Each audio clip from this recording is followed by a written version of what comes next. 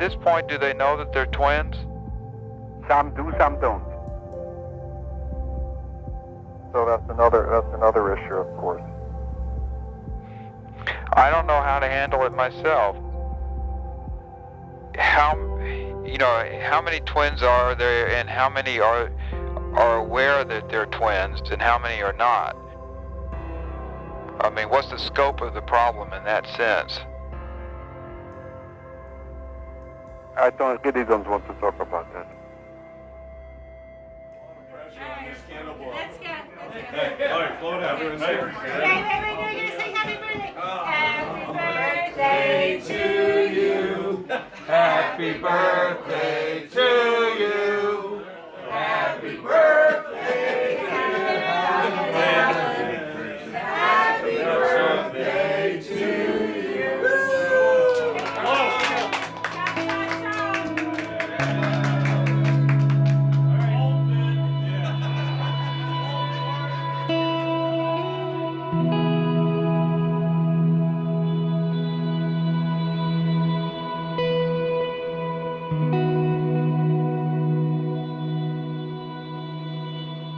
My name is Howard Burak, born in New York City. I guess I found out later on, when I was smart enough to know any better, that I was adopted. Two loving parents that were my mom and dad for sure. I mean, there could be no other. Shocked again. Yes. I grew up in Westbury, Long Island, New York, and then we moved up to Brookline, Massachusetts. And my parents always used to tell me that I was more special because they chose me as opposed to just had me. It seemed like something special to be adopted, I don't know.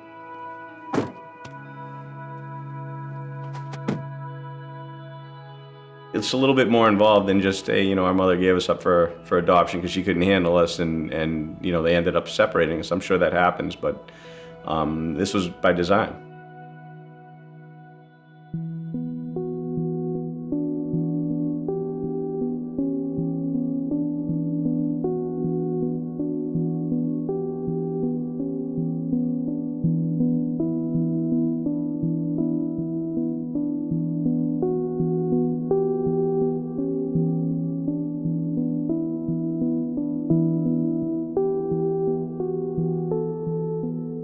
Some scientists in the 1960s were deciding to study nature versus nurture. Evidently, they found a way through the adoption agency to place twins with different families.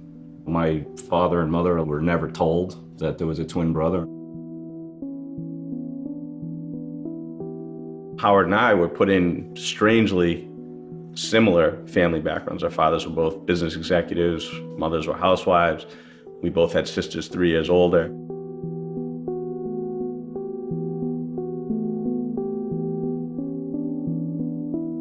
Sent the paperwork. I got a call from someone from the Louise Wise agency, and she proceeded to tell me that I have an identical twin brother, which pretty much out of the blue floored me. I mean, what do you say to that?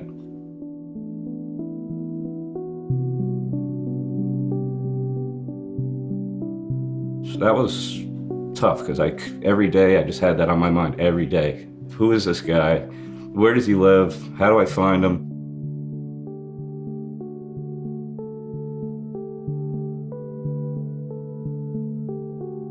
She said I had a twin brother who'd been looking for me for a couple of years, and said I almost drove off the road when I heard that, because that was the last thing I was ever expecting to hear.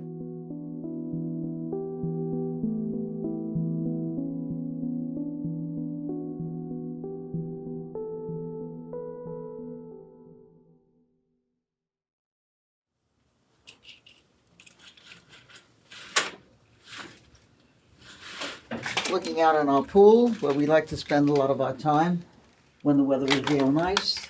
It's not being very good to us today. These are pictures of the children when they were quite small. Debbie's and Doug's children. Well, we were married a couple of years, and we figured we'd try and have a baby. And nothing happened. And we said, let's try adoption. And that's how we got to Louise Wise. They gave us Douglas, and said, we'll let you have this child, but we're going to monitor it. So it was a question of, if I say no, they won't give me the child. I think there was a certain amount of coercion to our permitting them to conduct the study. They made it sound like this was to everybody's benefit, to see how smart this kid is, because I don't know him. Here we're adopting a child, we don't know him, we don't know his background. But it never dawned on me, why are they coming back so many times?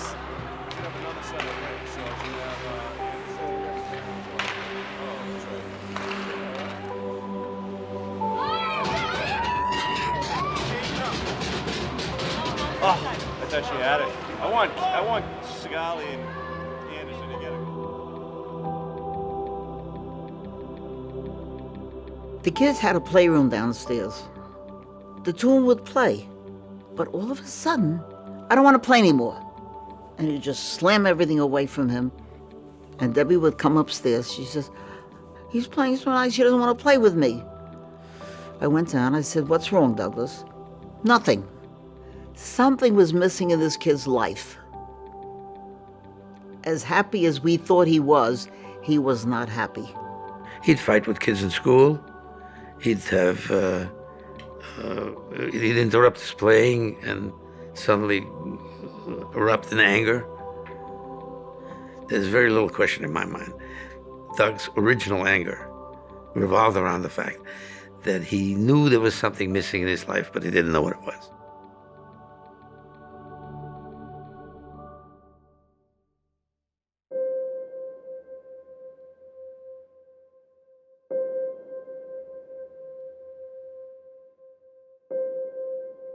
So the Louise Wise Agency was an adoption agency, placed children from unwed mothers, but it also advised mothers, primarily Jewish ones, who were pregnant, how they could manage their infants, who they were relinquishing for adoption. I guess they sought outside assistance to do this in the best way possible, and one of their contacts was Dr. Viola Bernard, a psychiatrist from Columbia University.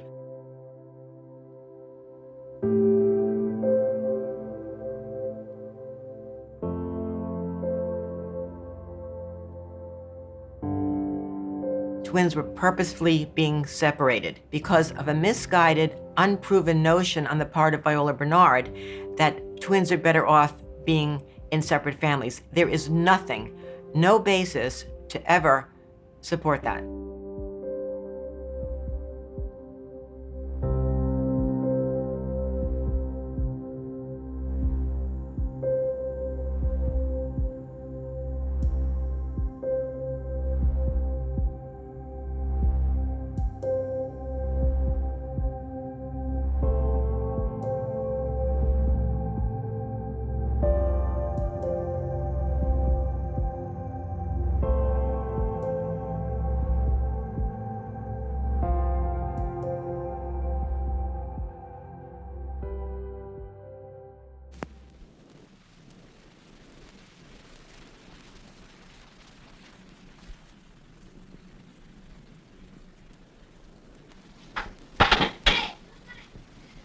Albert, the effeminate boy, arrives late.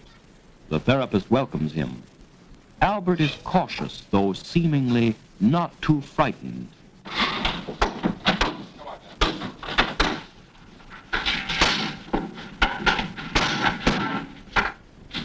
Note how Albert delicately pats his hair and adjusts his collar. His movements are not characteristic of a real boy. JBG, Jewish Board of Guardians, had a number of floors, and some of them were clinical operations. It was all for young children. Albert's feminine characteristics are even more in evidence when he addresses another boy. So there were some clinics going on. There were other research projects that were happening there. The Child Development Center was run by Neubauer, who was a very prominent child psychoanalyst. So he was my ultimate boss. But I didn't see him very much. He didn't come in that often, and I was only part-time. So when I was hired on in 1968 as a research assistant, I was mainly supposed to help with the organization and analysis of the data. We wanted to see if we could tease out some of the subtleties of these child-rearing processes and family dynamics and how that might affect the development of these two individuals who are genetically identical but are being raised in totally different families.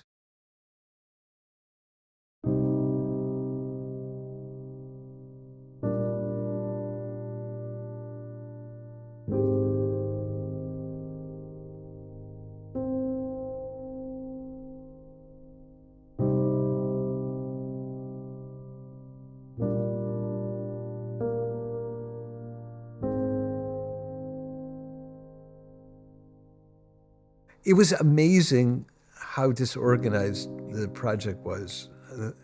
When I realized that, see, I went into this with the idea that I was going to get a dissertation out of it, and that I would carve out some piece that would be my dissertation. And then I discovered that it was just chaos.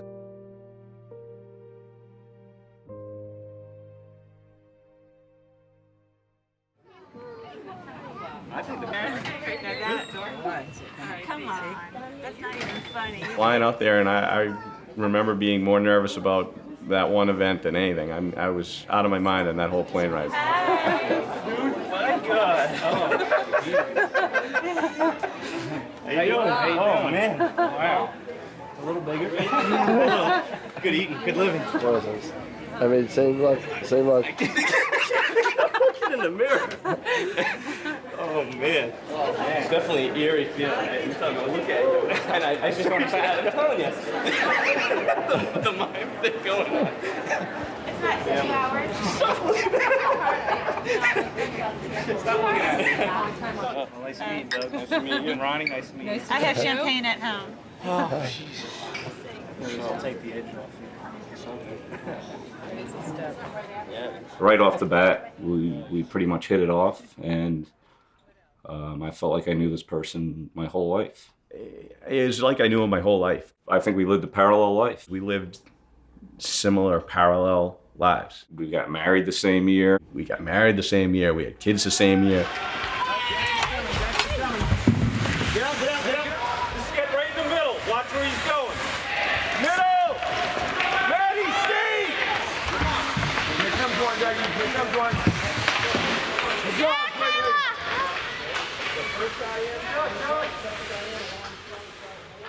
They both keep their wallets in their front pocket. They both don't use any condiments at all. It's not just ketchup and mustard, it's condiments in general. It was the first question Diane asked. Does Doug use condiments? And I'm like, he has no use for them. If Doug had a salad, there'd be no dressing on it. You really don't meet a lot of people that would never even have salad dressing or try ketchup. And Howard's the same way. I mean, that's not usual. I mean, that's really very, very different. I know that I've said this on numerous occasions when I was growing up, and I don't think I really understood it, but I really felt like I was missing something in my life. I didn't know what it was. I couldn't touch it. I couldn't feel it. It's amazing that I had a twin brother, and maybe that was why.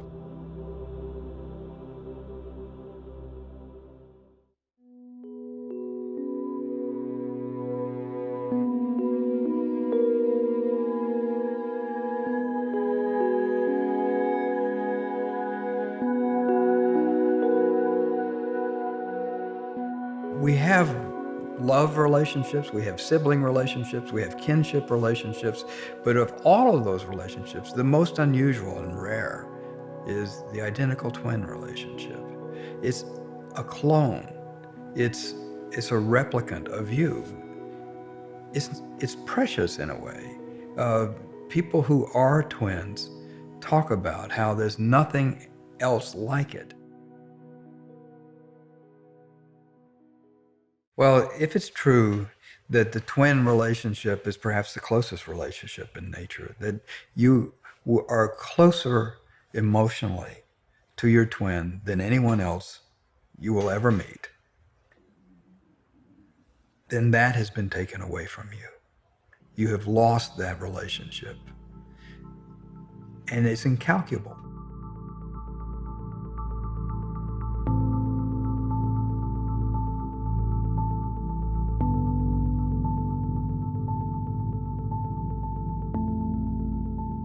There's nothing I can think of in science that is more political than twin studies. These studies have been used to justify racism, classism, and Nazism, many of the worst features of our society.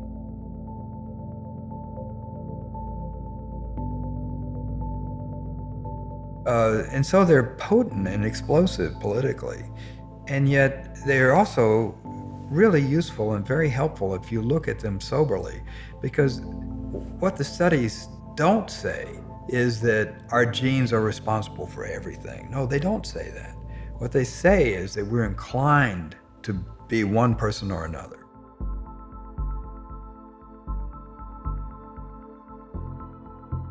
Sir Francis Galton in England is considered the father of the twin method. He wrote about this in the 1870s. He didn't know about the biological differences between identicals and fraternals. Nobody did, but he correctly surmised that look-alike twins shared 100% of their genes, and non-look-alike twins shared some portion of their genes. And by comparing the two, then you could get some information about nature and nurture. The Neubauer study was unique in a number of ways. First, it was because twins were purposefully being separated. Secondly, you never study people without their full knowledge. Families in the New York area had no knowledge of a twin study. They were told. They were misinformed that it was a child development study, and that is hiding basic facts. When these children grew up, some of them met, and that's really how this got exposed.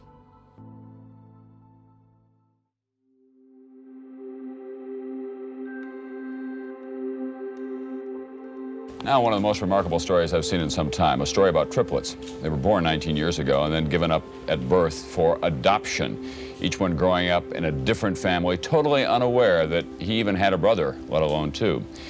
2 weeks ago, this man, Robert Shafran, checked into a college in upstate New York. I got up there and everybody seemed to know me. Eddie, how are you? What's going on? I didn't know you were coming back. This was Bobby. Yes, this was Bobby. I was being questioned. And Bobby said, "My name isn't Eddie, it's Bobby." Girls were kissing me on the mouth, and guys were slapping me on the back, and people were greeting me like I was just an old friend, and I just didn't know what was going on. And this is really Eddie Gallen. He went to the same college last year, coincidentally. Friends discovered the connection, and Eddie and Robert were reunited. It was like a choreographed thing, although it was unrehearsed. We both went, "Oh my God, oh my God, oh my God, holy crap." And it truly was a mirror image. Somehow, through the grapevine, Newsday got involved. The Daily News, the New York Post, AP or UPI, it was everywhere. They thought they were twins. But then, David Kelman saw their picture in the paper. They looked just like him. A friend of mine came up to me with a newspaper that had a picture of two of me. It didn't have birthdays, it didn't have any hospital information, but it was painfully obvious, at least. But again, it was so surreal that I almost didn't believe it. I saw him coming to the door, and I opened it, and I looked at him, and then I closed it. And then I opened it, and I looked at him and I closed it again. And he's doing what I would be doing. He's opening up the door, looking, saying, "Holy shit," closing the door. And then he opens the door again. He goes, "Oh my God," he closes the door. And by the time I got to the door, he was opening the door. I said, and then he says to me, "You haven't seen me in 19 years," and you slam the door on my face. And I walked in and we kissed and we hugged. They really were almost identical. Their hairstyle, they had giant afros. But if anybody had an afro, they had a bigger one. You all smoke the same brand of cigarettes? Yes, we do. You were all wrestlers at one time? Yes. Do you all feel like you've known each other for 19 years, even though you've Definitely. not? Yeah, totally. How? Feeling. We feel it. We're all the same. As soon as we started discussing our personalities are the same. We always Our talk at the gestures same are the time. same. We can't. I'll start a sentence and he'll finish it. It was not an energy, it was a synergy. And synergy is when a combination of particles creates something much better than each individual could possibly hope for. That's what synergy means, and that's what it was. They went to Louise Wise to confront them about the fact that there were not only two, which they had acknowledged after only being forced to acknowledge, but actually three, which they had not even mentioned, and obviously set up the study and then started to test them to see the effect of nurture and nature. And Louise Wise stonewalled them, said that none of that was true. And Mort, they said if it was a study, where was it published? I'd like to read the study. And it was never published.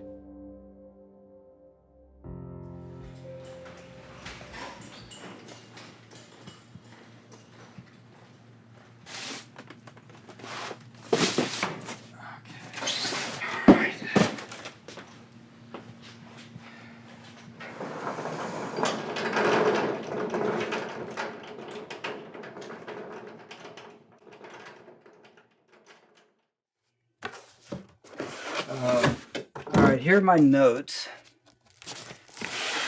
Here are interviews. And one of my very last interviews was Dr. Viola Bernard. Okay, I've got it on now. So say again, the emphasis of the twins is... However, occasionally there were some identical twins. If it was good for them to be placed separately, and the existing literature at the time, and this I have to emphasize, the child psychiatry literature at the time that we were talking about was of the opinion that the placement of twins who were identical in separate homes had advantages for the children. I couldn't find such literature. I wanted to cite such studies, but I never in my research came across anything really substantial that made the case that Dr. Bernard was making to me. Viola Bernard has talked about literature that says that twins are better off being raised apart. I know of no such studies. I've never seen anything, nothing in the literature, and I've read pretty widely. I've never seen anything that argues for the separation of twins as being better for them. Here's another interview with Dr. Neubauer. Another Peter Neubauer here. Tell me a little bit about the scope of the study and how many people were involved in it. For special reasons, which if I were to go into it, you would understand, the study was only based on a small number of identical twins separated at birth. Yeah, I'm sure there aren't that many that one could work with in that. Yeah, and for many reasons which go into this. I don't want to talk about that now. It was a true prospective study. One of the only ones. Really unusual. Yes. Yeah. I don't think he ever really acknowledged the damage that they might have done to the twins themselves, and the trauma that they were preparing these children to have when they grew into adulthood and one day discovered that they were twins and that they had been deprived of that relationship their entire lives by scientists who wanted to study them. Have there been ethical questions raised about this study? Yeah, there were questions raised by a number of people when we looked for these kind of twins. I spoke once to the New York foundling home, and she said, you want us to, for adoption, to give one baby to this and another baby to another mother? How can we separate what God has united and put together? How can we do that? And I said to her, but you are in the field of adoption. You separate mother and child all the time.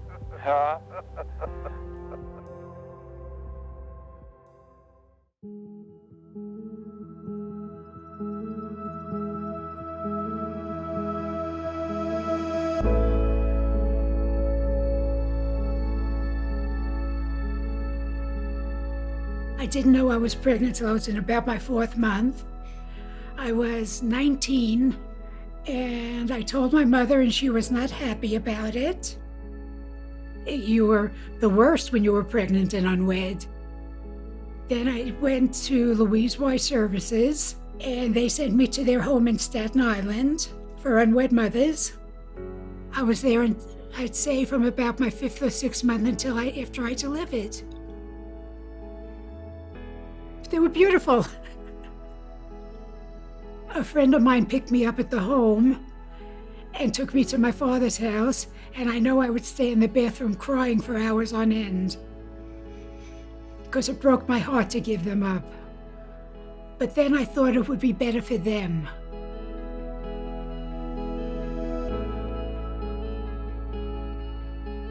I felt incredibly, incredibly loved, incredibly loved. My parents were the most nurturing people ever.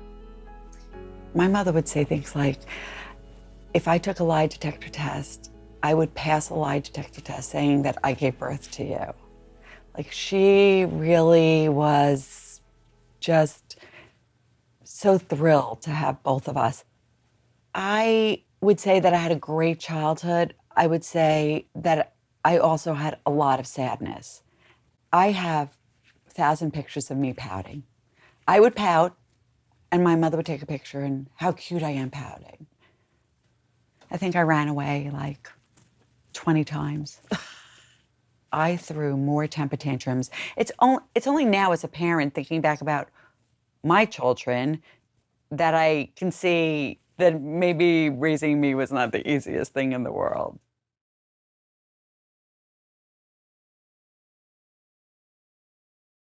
I was able to hire a private investigator, and she said, I found your sister, but unfortunately, she's deceased.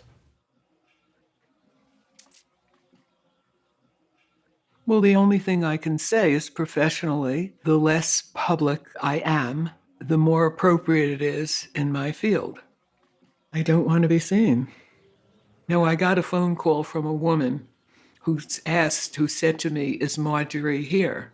And this was 11 years after she died. And I thought, gee, somebody must be going through some old records.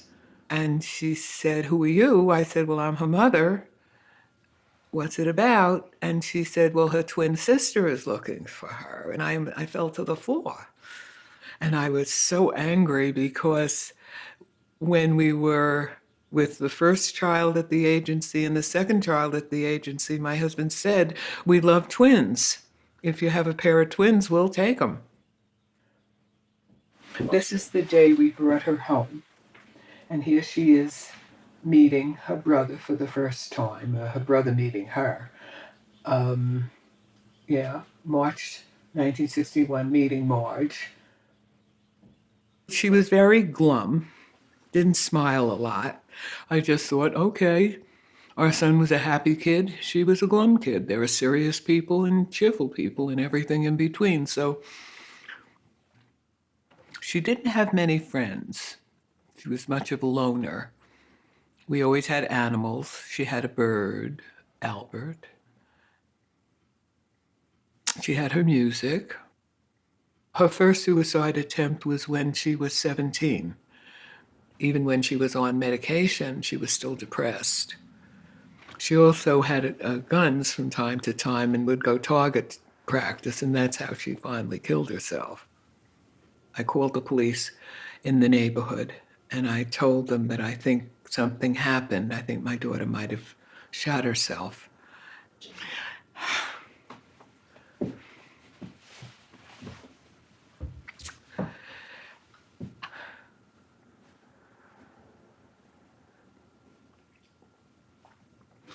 You never get over the guilt. You never get over it. That's why this is painful. And here they go and separate them of all the terrible things, terrible, terrible thing. You know, because I often think, what would it have been like if they'd been raised together? Might it have been better? You see? Was the gloom caused because of the way they were separated? And Marge was alone a month all by herself after never being alone for that little brief lifetime. I went to the cemetery because now I knew where she was. And I can't tell you the feeling to look at a stone and see your birth date on a stone. I had this overwhelming desire to lie down on this spot. But I immediately went home and called my sister's mother and asked if I could plant a yew bush on there because I needed something on there. So that's me on there.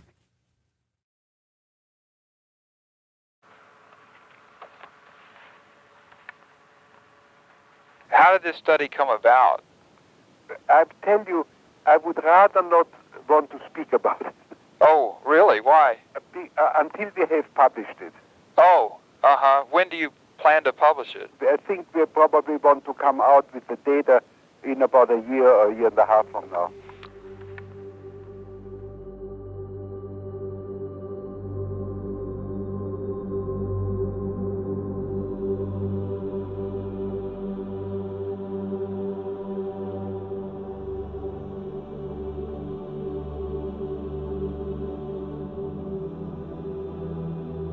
Even if the study had provided some serious intelligence about behavior and so forth, even then it would be bad. But here, nothing came of it. There's no study, no anything. A bunch of locked files. It's ridiculous.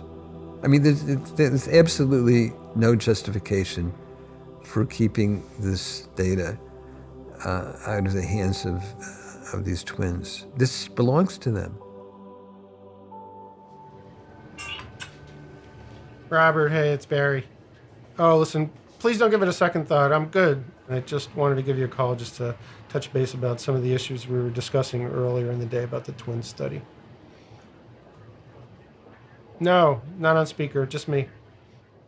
We're seeing to what extent we can get them access to documents that were generated. Documents and pictures and various other things that relate directly to them, but that apparently they've never seen. Viola Bernard Foundation hereby gives any interest which it may have in the papers to Columbia. Yeah. So per this document, she kind of transferred any interest that they did have to Columbia. However, she did so in such a way that no one else would seem to have the ability to get access to their own materials until 2021. Well, I think your use of the term their own materials is key. I mean, really, who owns this material? I mean, how is it that, her estate or any educational institution should be able to trump the individual's own interest in documenting them? The conduct that we're talking about here had the most dramatic effect on their lives.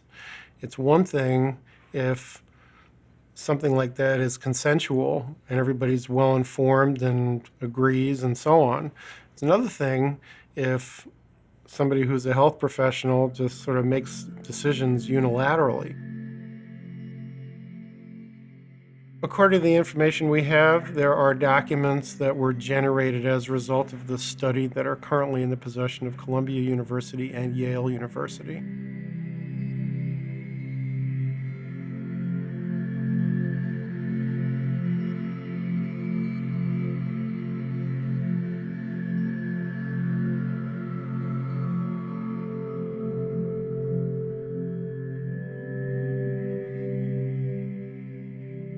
The study is long over.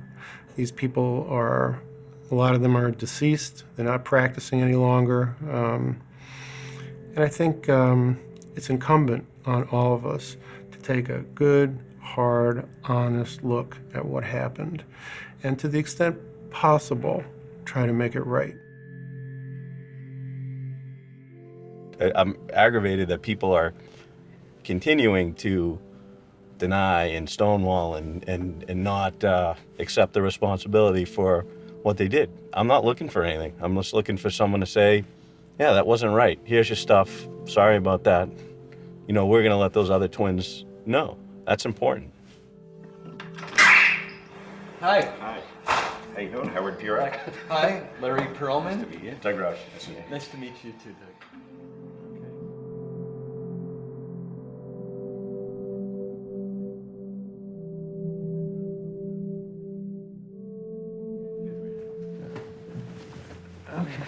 It's been a while, huh? Yeah, 44 years. Yeah.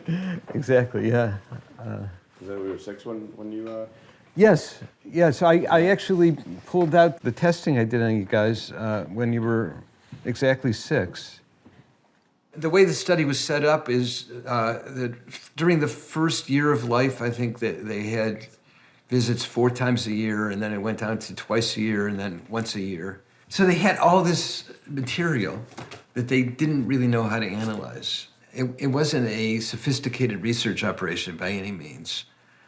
In fact, they didn't really know what they were doing from a research standpoint. But they had this terrific source of data because they had these twins who were being separated. And so I note that there were 10 twins at that time. 10 sets or 10? 10 altogether, 5 sets. You guys researching it as a job, but for the people that were in it, That's their life. It's you know, it's people making decisions about your life where you have no control, where some of them actively just lied to you outright. Lied to my parents anyway. So all this information that they gathered and what is locked up in these archives, what do you think is in there that they're trying to keep from? No, there's gonna be a lot of stuff there. There would have been home visits and films, and there'll be psychological testing. I appreciate you acknowledging that we were part of this study because people said we weren't. So. Oh, that's just stupid. Well, that's what annoys you.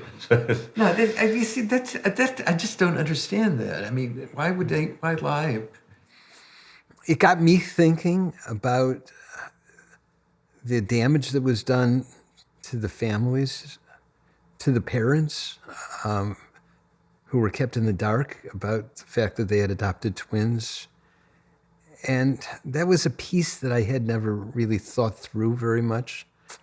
You know, that made me sad, and it really made me think how much of an injustice has been done to all of these twins who were subjects of this experiment.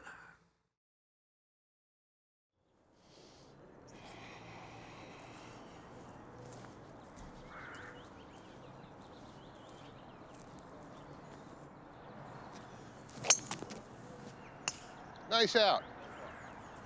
I always thought there was something missing, always. And when I met my brothers, I felt that there was a piece of me that had been completed. And I can't say that what I thought I was missing my whole life was my brothers, because how do you come up with something like that? That's so far-fetched. But I can tell you that I felt complete. We were babies. And they had these psychologists, they were going from house to house looking at a baby, knowing that this baby's being deprived of his brother.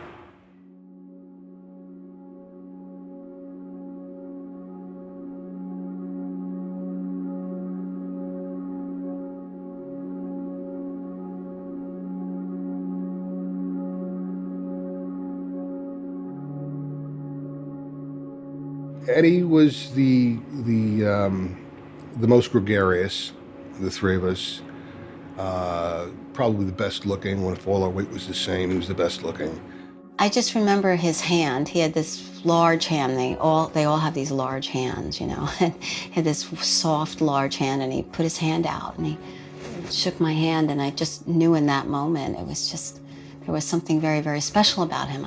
And we had a wedding at the Swan Club. We did very traditional, and I got pregnant, literally, I think, right away. And we had Jamie, and you know, she was just the apple of his eye.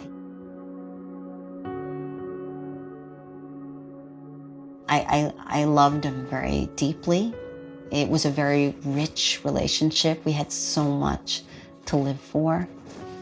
And I think that as much as he loved his brothers, he had a hard time letting go of those stolen 18 years of their lives.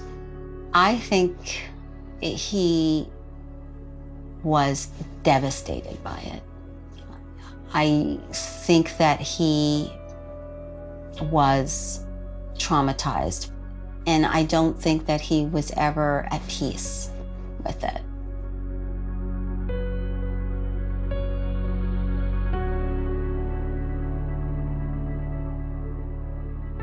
I lost him through suicide,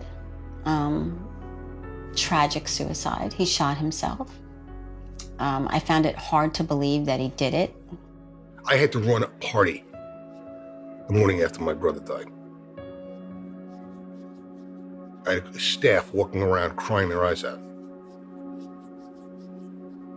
I had a commitment. That was the toughest thing I ever did. Losing Eddy was, if not the greatest loss of my life, one of them, but probably the greatest loss of my life. What these people did were not just to those children. It was to those children. Most importantly, it was to those children, but it was to every single human being involved in that child's life.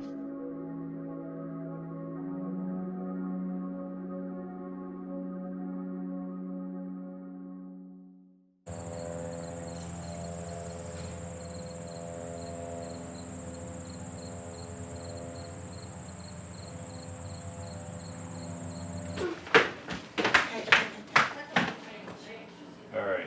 Just keep touching your...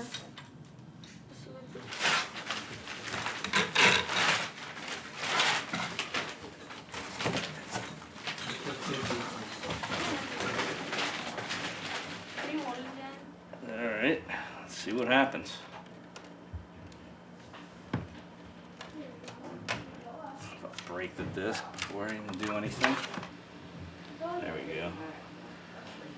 Open. It says film sequence, me. Data visit 1:10:68. Most of this film sequence is of Howard being tested. There's Mrs. David.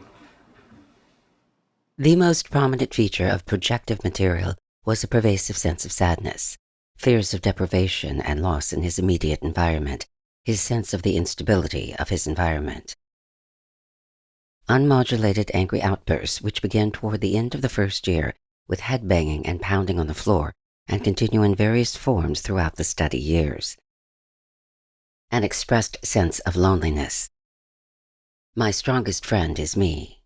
It kind of bothers me that they did this and nothing ever came of it, or they never used the data or did all this effort and did all this stuff to people, and what did it do to help anyone's lives? Nothing.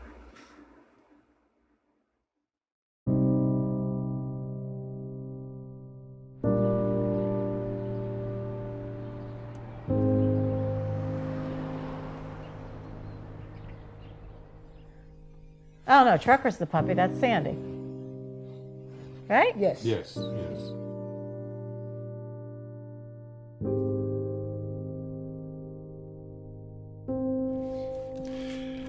Okay. So here's where we told the world that you have arrived. There must be a reason that I'm finding this out now. Like, why didn't I find out 20 years ago? Does she need my help or do I need her help? Is there a reason for this? Because it kind of seems odd that within 6 months, of having diagnosed with cancer that, here, you have a twin. Like, it just, something seems like, I don't even know how to put it. Something seems like we need each other. Anya! Where, baby girl? What are you doing? You'd bring the spatula? So we went to Louise Wise because it was where you got a Jewish baby. If you want to do it the right way, go through Louise Wise. And we did. And they lied.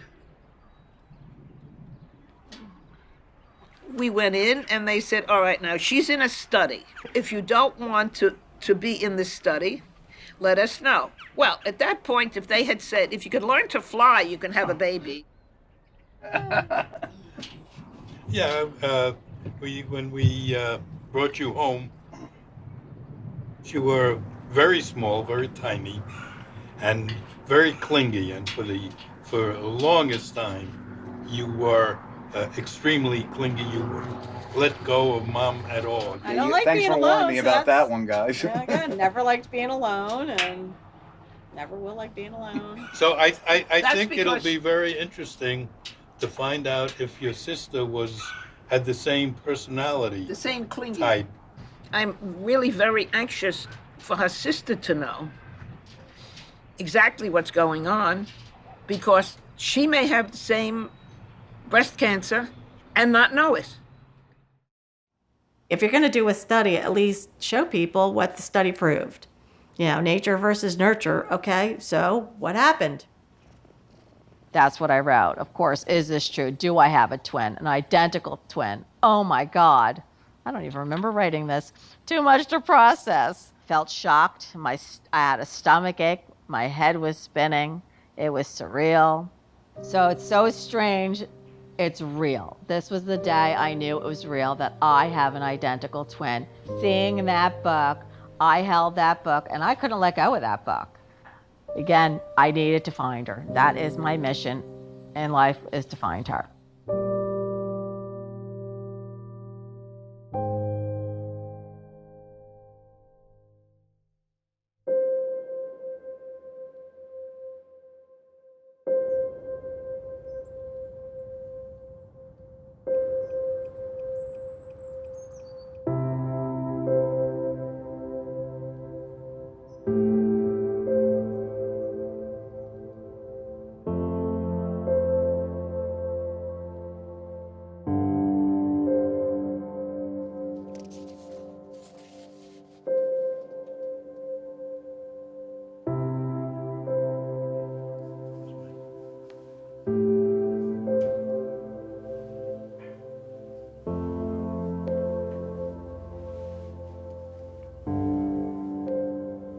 I love that movie, Rollerball. Me too.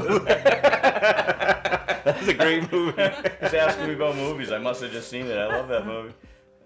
8/27/63. So we were still together at the end of August. This was probably 2 weeks before I was adopted. Placement dates. There you go. When were you? 9/24. There it is. Yeah. They were a little bit after me. No, I got answered one question, right?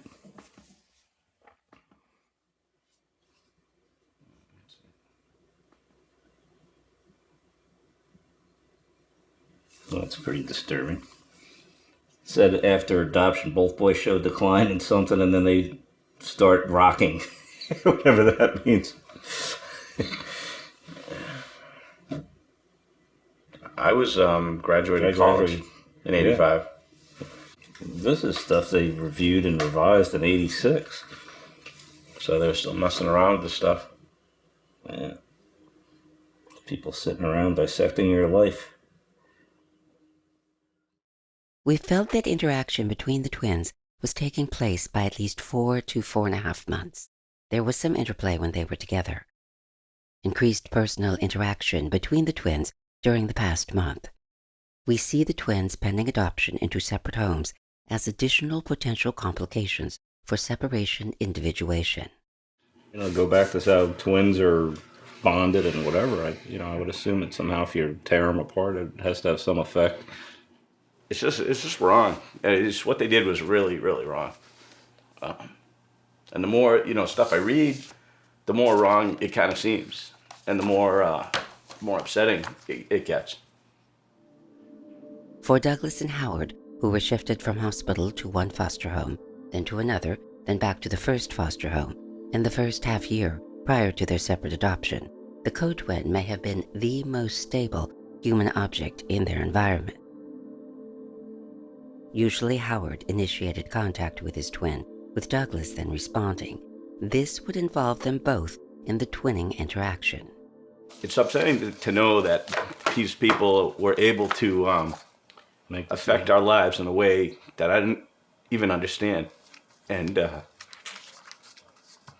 don't even know why I'm getting emotional about it, but it's just, it's not really my nature, but it's just hard to, I'm not really introspective, and when you start looking, you start going, Well, maybe if that didn't happen, maybe some of the hard spots wouldn't have been hard. I don't know. So.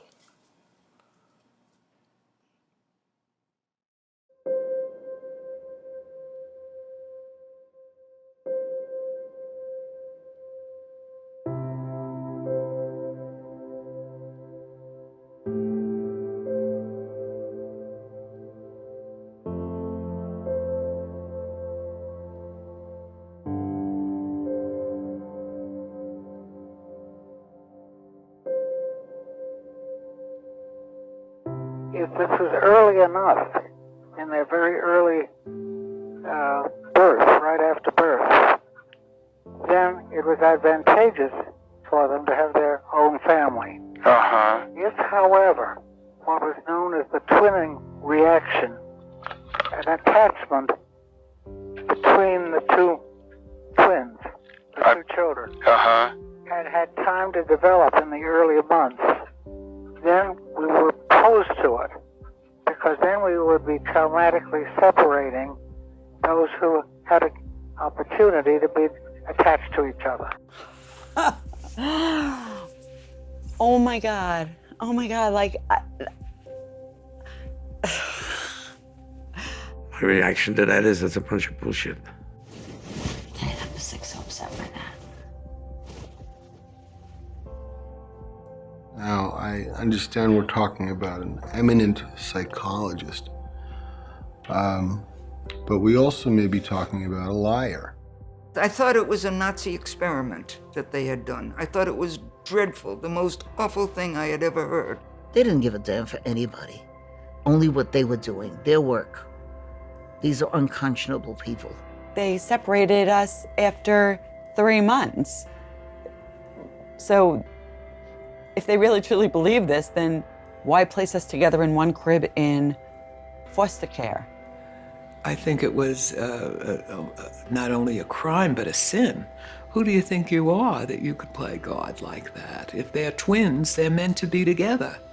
They knew the effect had happened. They knew we had been together for long enough for it to happen. And they didn't know shit about shit anyway. To me, I'm ill by that. I'm made ill by that. To me, it's fraud. He stole a childhood on some levels.